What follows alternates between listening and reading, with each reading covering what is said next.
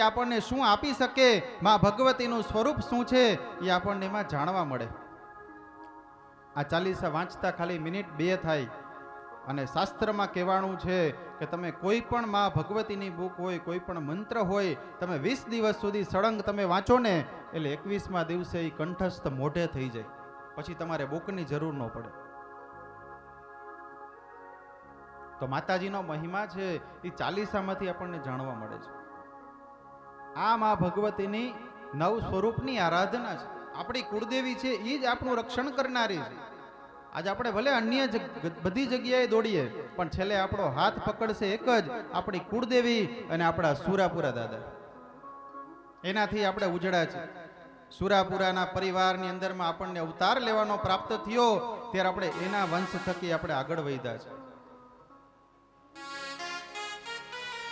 એટલે કહેવાનું સ્થળ સ્થળ મહી તુજ વાસ હો, પડ પડ સદા માં જાગતે, દિન રાત તારા બાળની સંભાળ માં તો રાખતે, દિન રાત તારા બાળની સંભાળ માં તો રાખતે, મુજ કષ્ટ કાપી વેદના તે પાર મને ઉતાર્યો, હે માં ભગવતી તું કાયમ પાસે રાખજે. સ્થળ સ્થળ મહી તુજ વાસ હો, પડ પડ સદા માં જાગતે, દિન રાત તારા બાળની સંભાળ માં તું રાખજે, દિન રાત તારા બાળની સંભાળ માં તું રાખતી. અને એ જ માં ભગવતી આપણી દરેક ક્ષણે સંભાળ રાખે છે. આ જ્ઞાન સત્રનો જ્યારે પ્રારંભ થયો ને ત્યારે સુખજી મહારાજે કીધું કે આજે હું તમને એવી કથા કહું છું કે રામચરિત માનસ હોય તો એમાં રામના ચરિત્ર, રામની કથાનું વર્ણન આવે, દેવી ભાગવત હોય તો માં ભગવતીના ઉપાસનાના સ્વરૂપોનું વર્ણન આવે, શિવ પુરાણ હોય તો શિવજીની કથાઓ આવે, પણ એક મહર્ષિ વેદવ્યાસે રચના કરી શ્રીમદ ભાગવત કે જેની અંદર રામની પણ કથા આવે, કૃષ્ણની પણ કથા આવે અને આની અંદર માં અનસૂયાની પણ કથા આવે. અને ગજેન્દ્ર જેવા મોક્ષ કે જેને ગજેન્દ્રને મોક્ષ આપ્યો હાથીને, એની પણ કથા આ કથાની અંદર આવે. આ સમયે આજે સુખદેવજી મહારાજ જ્યારે આ કથા રાજા પરીક્ષિતને કહેવા માટે બેસે છે એ સમયે શું બને છે? સુખજી મહારાજ બોલ્યા, એક કૌતુક બન્યું કે આકાશમાંથી દેવતાઓ આવ્યા અમૃત કળશ લઈને અને કીધું કે હે સુખદેવજી મહારાજ, આ અમૃત કળશ છે, તમે આજે રાજા પરીક્ષિતને જે તમે કથા કહેવા માટે જાઓ છો તો આ કથાનું પાન તમે અમને કરાવો, એના બદલામાં આ અમૃત કળશ છે એ અમે તમને આપીએ છીએ.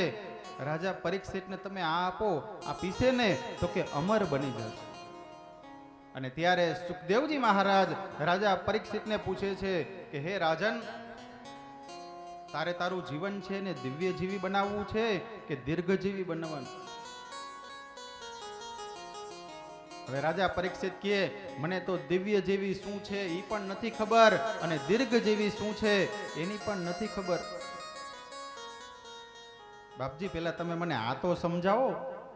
અને ત્યારે સુખદેવજી મહારાજ ત્યાંથી શ્રીમદ ભાગવતની શરૂઆત કરે છે સમજાવવાની કે દીર્ઘજીવી એટલે કે રાજન, તારું આયુષ્ય 1000 વર્ષ ભગવાને તને આપ્યું, પણ 1000 વર્ષની અંદરમાં તારા હાથે એક પણ સત્કર્મ થયા નથી, કોઈ દિવસ તો કોઈને ઉપયોગી બન્યો નથી, ક્યાંય કોઈ દી તે દાન તરીકે, દાતા તરીકે પણ તે દાન તારો હાથ આ રીતે લંબાવ્યો નથી. બસ માન પદ પ્રતિષ્ઠા મેળવી અને તારા 1000 વર્ષને તે પૂરા કરી દીધા. આ તારું જીવન કેવું હતું કે દીર્ઘજીવી બન્યું? તો કે હવે દિવ્ય જીવી. તો કે 1000 વર્ષ ભલે તું ન જીવતો કાંઈ નહીં, પણ 100 વર્ષના આયુષ્યની અંદર તારા હાથે ખાલી અવરા હાથે એક સત્કર્મ થઈ ગયું હશે ને તો પણ તારું જીવન કેવું? તો કે દિવ્ય જીવી બનશે. અને દિવ્ય જીવી જીવન બનાવવા માટે શું કરવું પડે કળિયુગમાં? તો કે કૃષ્ણ કથાની અંદર તન્મય બનવું પડે. આપણે એમ કહીને કે ગાય છે એ પશુ નથી, કોઈ પ્રાણી નથી. ગાય છે એ એક માતાનું સ્વરૂપ છે. અત્યારે કલિકાલ આવ્યો તો આપણે ગાયની રોટલી કાઢવાનું પણ ભૂલી જાય છે. પેલી રોટલી આપણે ગાયને આપવી જોઈએ, બીજી રોટલી શ્વાનને આપવી જોઈએ. કીડીને કીડિયારું હવે તો આપણે ભૂલી ગયા. હજી ગામની અંદર પુરાય છે, પણ કીડીને કીડિયારું પુરાય. પક્ષીઓ હોય ને ચણ આપો. આવા કોઈ સત્કર્મ કરો, આવા કોઈ મંદિરો હોય, આવી કોઈ જગ્યાઓ ચાલતી હોય, ત્યાં જઈ અને કોક દીક આપણને એમ થવું જોઈએ કે આપણા પૂર્વજોની પાછળ આજે આપણે બટુક ભોજન કરાવવું છે. દેને કો ટુકડા ભલા લેને કો હરિ નામ. આવા સંત મહાત્માઓ કે જે લકડદાસ બાપુ, સંત શ્રી જલારામ બાપા, બજરંગદાસ બાપા બગદાણા, આવા બધા સંતો મહંતો આપણો વારસો મૂકતા ગયા છે આપણા માટે. એને આપણે ટકાવવાનો છે. અમુક કાર્ય કરવાનો અધિકાર ભગવાને કોને આપ્યો છે? તો કે મનુષ્યને જ આપ્યો છે. આપણને આ અવતાર ભગવાને આપ્યો છે, સારા કાર્ય કરવા માટે આપ્યો છે. અને એવે સમયે આજે સુખદેવજી મહારાજ રાજા પરીક્ષિતને સમજાવીને પૂછે છે કે તમારે સ્વર્ગનો અમૃત પીવું છે કે કથાનું અમૃત પીવું છે? અને એ સમયે સુખદેવજી મહારાજે જ્યારે પ્રશ્ન કર્યો તો રાજા પરીક્ષિતે જવાબ આપ્યો કે મારે કથારૂપી અમૃતને પીવું છે. આ કથારૂપી અમૃત જો હું પીશ ને તો મારા શરીરના વિચારો છે આ બધું બદલાઈ જશે. વૈચારિક દ્રષ્ટિકોણ પણ બદલાઈ જશે. આજે આપણે ઘણી જગ્યાએ જાય, જ્યાં ને ત્યાં પાણી ન પીવું, જ્યાં ને ત્યાં ખાવું નહીં, અનિતિનું ધન લેવું નહીં, અનિતિનો ખોરાક પણ લેવો નહીં. દાદા ભીષ્મ પિતામહ આજીવન કાળ સુધી કૌરવ કાળની વચ્ચે રહ્યા, કૌરવ કુળની અંદર. પણ જ્યારે મહાભારતનું યુદ્ધ પૂર્ણ થયું એવે સમયે દાદા ભીષ્મ પિતામહ બાણ સૈયા ઉપર સૂતા હતા અને દ્રૌપદી હૈસી. ત્યારે ભીષ્મ પિતામહે પૂછ્યું કે દીકરી આજે કેમ તો આટલી બધી કે હસસ? તો કે દાદા મને આજ વિચાર આવે છે કે જેથી ભરી સભાની અંદર મારી લાજ લૂંટાતી હતી તેથી તમે એક શબ્દ બોલ્યા નહીં અને આજે તમે આટલી બધી ડાઈ વાતો કરો છો. અને એવે સમયે ભીષ્મ પિતામહે જે જવાબ આપ્યો ને એ આપણે સાંભળવા જેવો છે.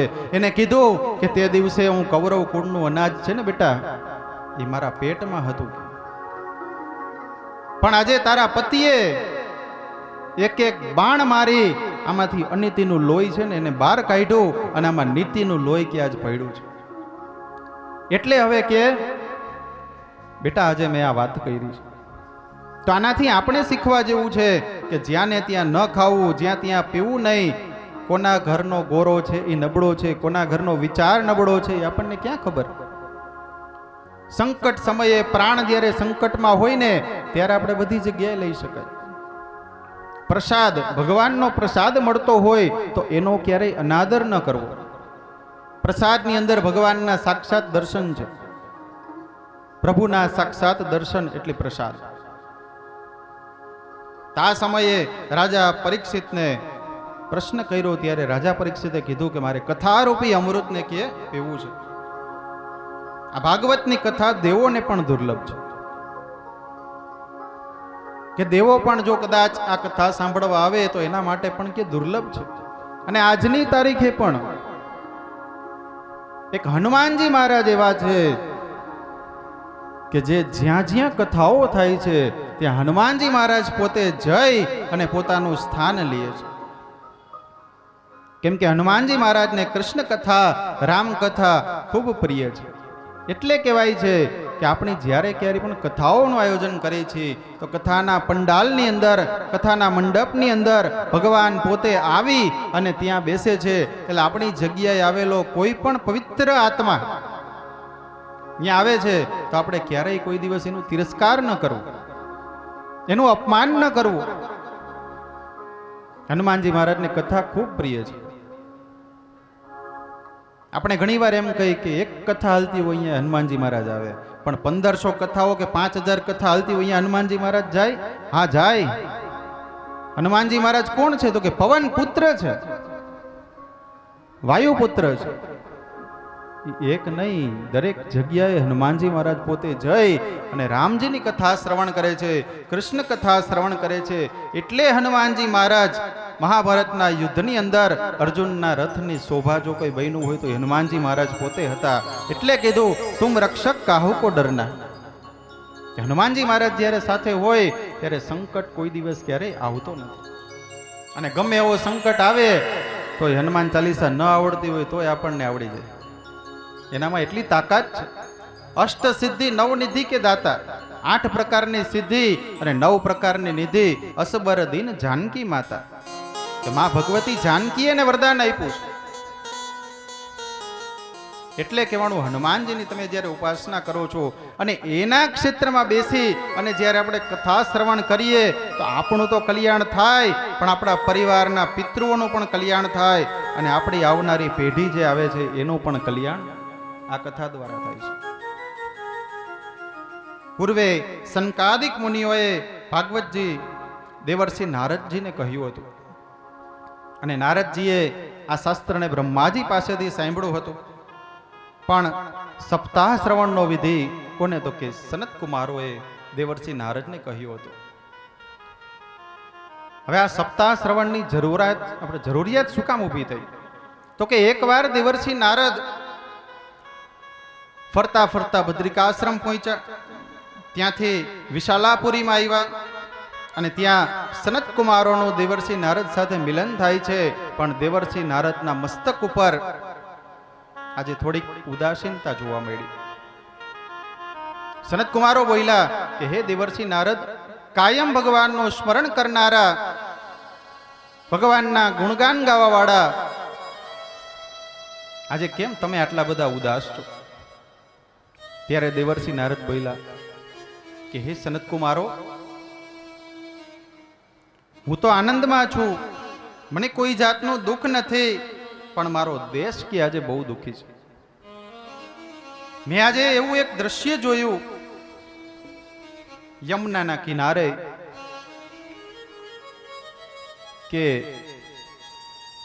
માં હોય, માં એ ઘરડી હોવી જોઈએ પણ એ કે યુવાન હતી અને એના 2 દીકરાઓ હતા, યુવા અવસ્થામાં હોવા જોઈએ, એ આજે વૃદ્ધાવસ્થામાં હતા. યમુનાના કિનારે આવું એક કૌતુક જોયું કે માના ખોળાની અંદર 2 વૃદ્ધ બાળકો બેભાન થઈને સૂતેલા હતા. અને એવામાં હું ત્યાંથી ભગવાનના નામનું સ્મરણ કરતા કરતા જ્યારે હું નીકળું છું તેવે સમયે એક સ્ત્રી છે, મને એમ કહે છે કે હે મહાત્મા, હે મહાન સંત, એક ક્ષણ માટે કે તમે અહીંયા રોકાઈ જાઓ. કોઈ સંત મહાત્મા જાય ને તો આપણે એમને ન રોકી શકીએ, પણ આજે તો આ સ્ત્રી બહુ દુઃખી હતી અને દુઃખી હોય એટલે આપણે સંત મહાત્માની પાસે જઈ અને આપણે એનું કારણ પૂછતા હોય, ઉપાય પૂછતા હોય. અને એક ક્ષણે આજે દેવર્ષિ નારદ ત્યાં ઉભા રહી ગયા. એ કહે છે કે બેન, શું વાત છે? અને ત્યારે આ સ્ત્રી આજે પોતાની વેદના કહે છે કે મારું નામ ભક્તિ છે, આ મારા 2 દીકરાઓ છે, જ્ઞાન અને વૈરાગ્ય, મૂર્છિત અવસ્થામાં થઈને બેભાન પડ્યા છે, તમે આને જાગૃત કરી દો ને. અને એવે સમયે દેવર્ષિ નારદ કહે હમણાં જાગૃત કરી દો. પોતાના હાથમાં પાણી લીધું, પાણીની અંજલિ છાંટી, છતાં પણ 2 બાળકો ન જાગ્યા. ત્યારબાદ પોતાની વીણા વગાડી, સિતાર વાદન કર્યું, છતાં પણ ન જાગ્યા. કેટલા શ્લોકો બોલ્યા, શ્લોકોનું ગાન કર્યું, મંત્રોચ્ચાર કર્યા, પણ છતાં પણ ન જાગ્યા. હવે જે જીવાત્મા મંત્રના શ્લોકથી ન જાગ્યા, સંગીતના સુરથી ન જાગ્યા, મંત્રોચ્ચારથી ન જાગ્યા, અને જગાડવો કઈ રીતે? એટલે પોતે આજે બદ્રિકાશ્રમમાં જાય છે અને ત્યાં એને સામા સનત કુમારો મળે છે. સનત કુમારોને આખી વાત કરી. ત્યારે સનત કુમારોએ કીધું કે જે જીવાત્મા સંગીતના ગાનથી ન જાગે, સુરથી ન જાગે, વેદ મંત્રોથી ન જાગે, એ ભાગવતથી જાગી જશે.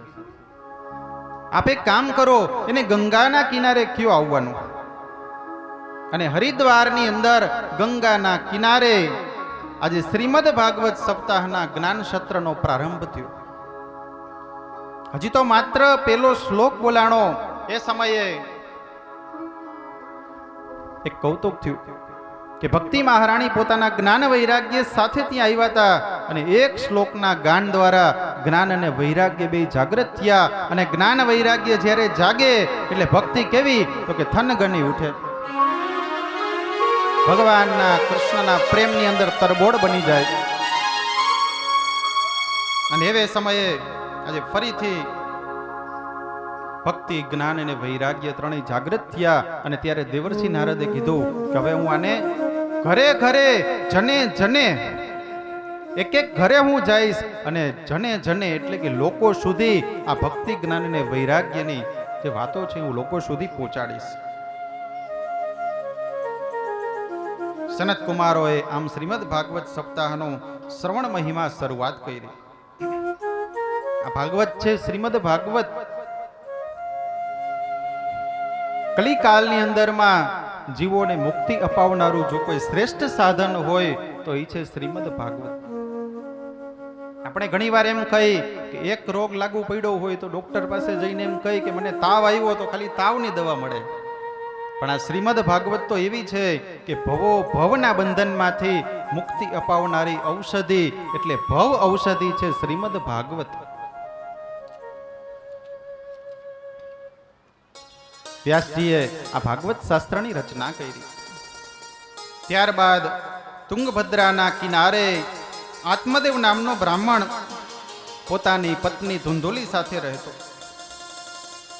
આ બ્રાહ્મણ ઘણો પવિત્ર હતો, પણ એની પત્ની ધુંધુલી કેવી, તો કે ક્રૂર સ્વભાવની હતી, પારકી પંચાત કરવા વાળી અને ઝઘડાળુ હતી. પણ ઘરની અંદર ઘણી પુષ્કળ સંપત્તિ હોય, પણ સંપત્તિ હોવાથી સદગુણો ન હોય અને ઘરમાં સંતાન ન હોય તો એ સંપત્તિની કોઈ કિંમત નથી. આજે આત્મદેવ પોતાના ઘરે એક સંતાનની પ્રાપ્તિ માટે વનમાં જઈને તપ કરે, છતાં પણ એને પોતાનો કંઈ ઉપાય ન મળે. એવે સમયે પોતે આત્મહત્યા કરવા માટે જાય. એવામાં એક મહાત્મા આત્મદેવ નામના બ્રાહ્મણને રોકે છે કે હે ભૂદેવ, તમે આ શું કરવા જાઓ છો? અને એવે સમયે આત્મદેવ નામના બ્રાહ્મણે કીધું કે પ્રભુ, મારે ત્યાં સંતાન નથી. સંપદા છે ઘણી બધી, પણ આ સંપદાને વાપરનારું એક સંતાન જો હોય ને, તો હું જ્યારે મરું ત્યારે મારું ક્રિયાકર્મ કરે, મારી પાછળ કે પિંડદાન કરે, તો મને કે મોક્ષ મળે. અને એવે સમયે આ સંત મહાત્મા એમને સમજાવે છે કે ભાઈ, કલિકાલની અંદર કે તારા ઘરે સંતાન નથી, એ તો કે બહુ સારું છે. એકવાર કે પૂછવા તો જા જેના ઘરે છે ને. તો કે ના, મારે ભગવાન એક સંતાન તો જોઈએ જ છે. પોતે જીદ લીધી કે એક કામ કરો, તમે મને એક સંતાન આપો, તમે મને એક સંતાન અર્પણ કરો. મહાત્માએ કીધું કે તારા ઘરમાં દીકરો નથી તે શું ખોટું, તારું કે તારે જ કરવાનું છે. માતા પિતા માટે પુત્રો છે એને એની ક્યાં ચિંતા છે. અને કલિકાલની અંદરમાં આજે સંતાનો જેના ઘરે છે એના મા બાપ કે ક્યાં સુખી છે. આજની તારીખે જોવા જાય તો ભારતભરની અંદર કેટલા વૃદ્ધાશ્રમો છે. નકરમાં ભારત એટલે એવો દેશ છે કે જ્યાં મા બાપની સેવા પૂજા કરવામાં આવે છે ભગવાન સ્વરૂપ. પણ અત્યારે કલિકાલ આવ્યો, મા બાપ છે એ પોતાના સંતાનો માટે કેટલી ઈચ્છાઓ વ્યક્ત કરતા હોય, કેટલી માનતાઓ રાખતા હોય, પણ એ જ સંતાનો જ્યારે મોટા થાય તો મા બાપની જ્યારે ફરજ સંતાનોને નિભાવવાની હોય ત્યારે એમ શું કહે કે અમે તમને નહીં રાખી, આ વૃદ્ધાશ્રમ બનાવ્યા અહીંયા ચાલ્યા જાઓ. પણ આપણા મા બાપને વૃદ્ધાશ્રમમાં મોકલીએ છીએ, શું આવનારું સંતાન આપણું આપણને સાચવશે કે નહીં આપણને ખબર? આ દુનિયા કેવી તો કે ગોળ છે, જેવું કરો તેવું કરો. આજે આપણે કોઈકને એક શબ્દ ખરાબ બોલશું, પણ એક શબ્દના 10 શબ્દ સામા ખરાબ થઈને આપણી પાસે પહોંચશે, એ આપણને ખબર નથી. આપણા સંતાનોને અત્યારથી જ સારા સંસ્કાર આપો. અત્યારથી જ આપણા ઘરની અંદર જે પ્રણાલીઓ છે એને આપણે બદલાવવી પડે. આજે આ કથાના માધ્યમ દ્વારા એકાદ સંકલ્પ જો લેવાય ને તો એક સંકલ્પ એવો પણ લેજો કે વ્યસનથી દૂર રહેજો. એકાદ વ્યસન છે આપણા જીવનની અંદરમાં, ચાહે પાનનું છે, ફાકીનું છે, મદિરા પાનનું છે, કોઈ જગ્યાએ જવાનું છે, તો આવા વ્યસનને પણ આપણા અહીંયા કથાના સંકલ્પના માધ્યમ દ્વારા અહીંથી તમે દૂર કરજો. તો આ કથા આપણી સફળ થઈ મનાય. આ સમયે જે મહારાજ છે એને ઘણું સમજાવ્યું, પણ આજે આત્મદેવ સમજતો નથી. કે તમે મને એક સંતાન આપો, નકર કે હમણાં હું મારું માથું પછાડી અને હું મારો પ્રાણ કે ત્યાગી દઈશ. ત્યારે એને એક ફળ આપે છે કે આ ફળ છે ને તારી પત્નીને ખવડાવજો.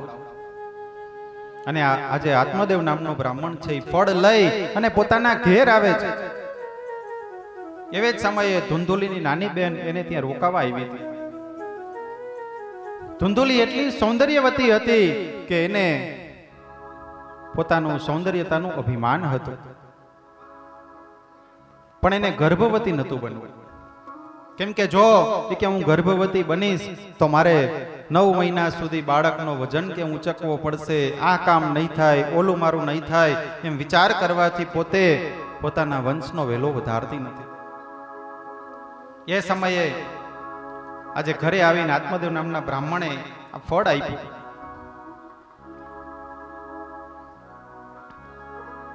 પણ ધુંધુલીએ શું કર્યું? આ ફળ એની નાની બહેનને આપી દીધું. નાની બહેને એવું કીધું કે તું થોડોક ટાઈમ એવો દોડ કર, મારે ત્યાં સંતાન જન્મશે ને એ હું તને આપી દઈશ. એમ માની અને પોતે જે ફળ આપ્યું હતું એ ફળ પોતાના આંગણામાં ઉભેલી જે ગાય હતી એ ગાયને આપી દીધું. અને ગાયને પણ પ્રસવ નતો રહેતો ઘણા સમયથી. કોના નસીબનું કોણ લે છે એ પણ આપણને ખબર નથી. આ ગાયને એ ફળ મળ્યું, ગાયે એ ફળ ખાધું તો ગાયને પણ પ્રસવ રહ્યો. અને 9 માસ પૂર્ણ થતા ગાયને ત્યાં પણ એક વાછરડાનો જન્મ થયો. અને આ બાજુ ધુંધુલીની જે બહેન છે એના ઘરે પણ એક દીકરાનો જન્મ થયો. એને એ દીકરો અહીંયા આપ્યો એટલે એનું નામ રાખ્યું ધુંધુકારી. અને આ બાજુ જે ગાયને ત્યાં એક પ્રસવ હતો એને ત્યાં એક બાળકનો જન્મ થયો.